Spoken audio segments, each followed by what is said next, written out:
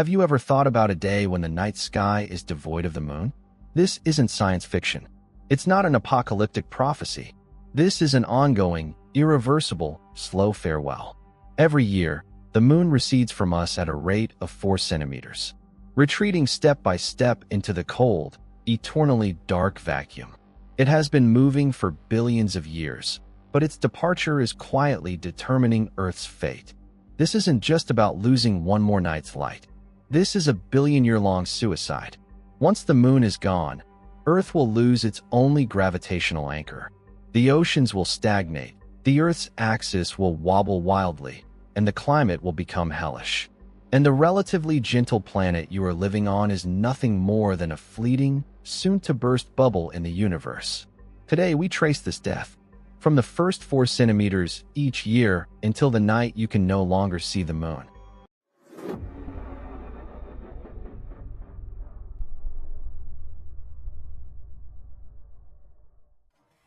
In 1969, the Apollo 11 astronauts left something on the lunar surface, not a flag, not footprints.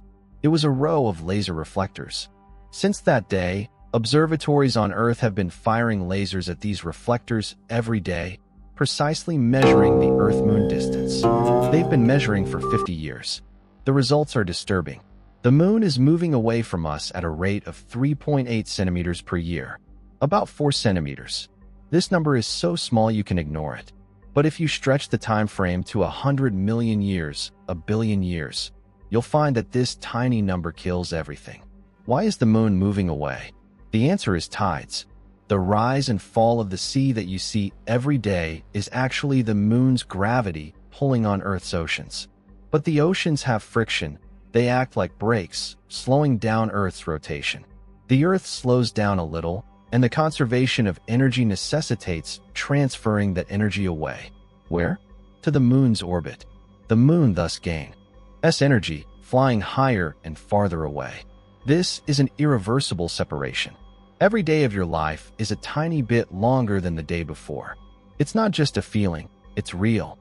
The Earth's rotation is slowing down, and the length of a day is increasing by 1.6 seconds every 100,000 years. On a geological timescale, 24 hours of daylight is a fleeting luxury. Hundreds of millions of years ago, a day was only 22 hours. Hundreds of millions of years from now, a day will be 30 hours. But by then, the moon will be too far away to be seen. The rhythm of our lives is written by the moon's gravity, and this song is slowing down until it disappears. Now, let's shift our focus from the sky to the ocean. You might think that without the moon, at least we won't have to worry about tidal power generation anymore. No, this is far more serious than losing an energy source. Tides are more than just the ebb and flow of seawater. They are the breath of the entire Earth's oceans. Tides churn the seawater, bringing nutrients from the bottom to the surface, providing food for plankton. Plankton is eaten by fish, and fish are eaten by even larger fish. The entire marine food chain is maintained by this stirring rod of tides. As the moon moves away, the tides weaken. Waves become smaller and ocean currents slow. First, coastal mangroves and salt marshes lose their nutrient supply and die off on a large scale. Then, tidal mixing stops. The upper ocean doesn't receive oxygen, and the bottom seawater becomes stagnant. Without oxygen, without life. Massive hypoxia events kill almost all immobile marine life. Coral reefs, they depend on the nutrient, TS, and cleansing provided by the tides. Without tides, corals will be covered in silt, bleach, and die. Fish, migrations require the rhythmic signals of the tides. Without these signals, the breeding season becomes chaotic, and fry cannot find safe nurseries. The entire marine ecosystem, like an engine without lubrication, first vibrates violently, then completely stalls. But this is only the beginning. The moon's truly important role is not in creating tides. It is a stabilizer. The Earth's axis of rotation is tilted relative to its orbital plane. Currently, this angle is 23.5 degrees. It is because of this tilt that we have 4 seasons. But more importantly, this tilt is not fixed. The gravitational pull of other planets disturbs the Earth. Without the moon's massive stabilizer, the Earth's tilt would swing wildly between tens of degrees and even hundreds of degrees. Imagine an Earth without a moon. One day, the North Pole points directly at the sun. The Arctic ice cap melts completely within months, and the equator becomes cooler.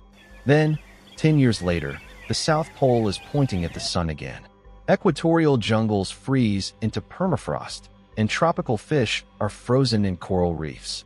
This flip doesn't happen every 10,000 years, but every few years. No life can adapt to such a crazy climate roller coaster. The geological record tells us that before the moon appeared, the Earth's tilt did indeed undergo drastic changes. The moon acted like a giant gyroscope, stabilizing the Earth. And once the moon leaves, this gyroscope breaks down. You might ask, how long will this take? It will take billions of years for the moon to completely leave. But the catastrophe won't have to wait that long. If the Earth's distance from the moon doubles, the tidal strength will only be 1/8 of what it was. The collapse of marine ecosystems could happen within 100 million years. 100 million years sounds like a long time, but in the 4.6 billion year history of the Earth, it's just one chapter. And there's one change that your generation will witness firsthand. Total solar eclipse.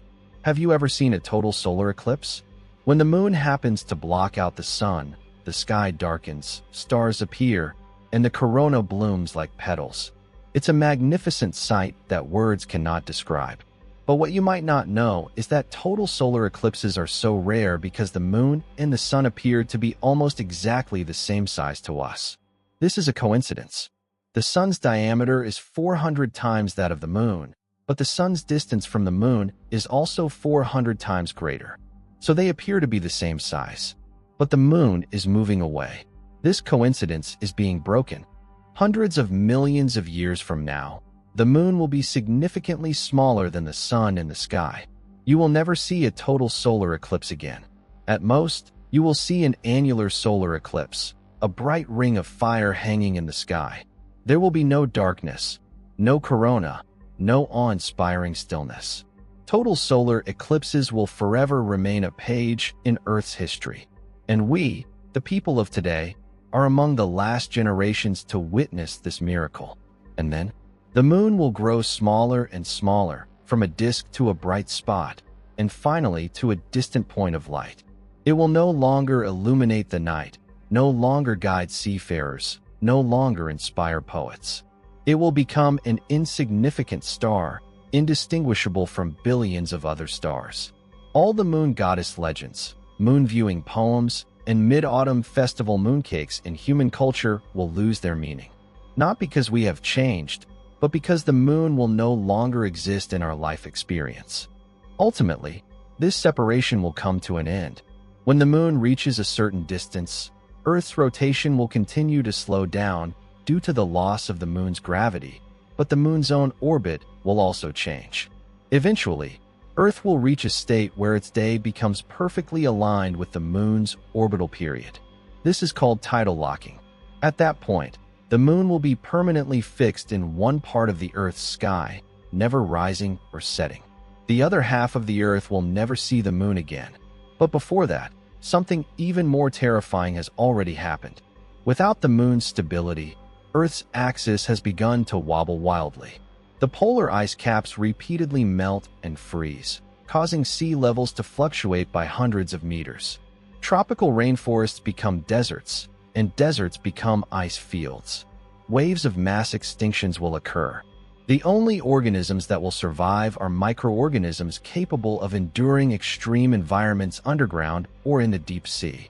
Earth has become a frozen, silent planet. There is no howling wind, for the atmosphere has thinned, no sound of waves, for the oceans have frozen or evaporated. Only the occasional impact of micrometeorites, unable to even travel in the vacuum. Utter silence. In this cosmic graveyard, Earth rolls alone.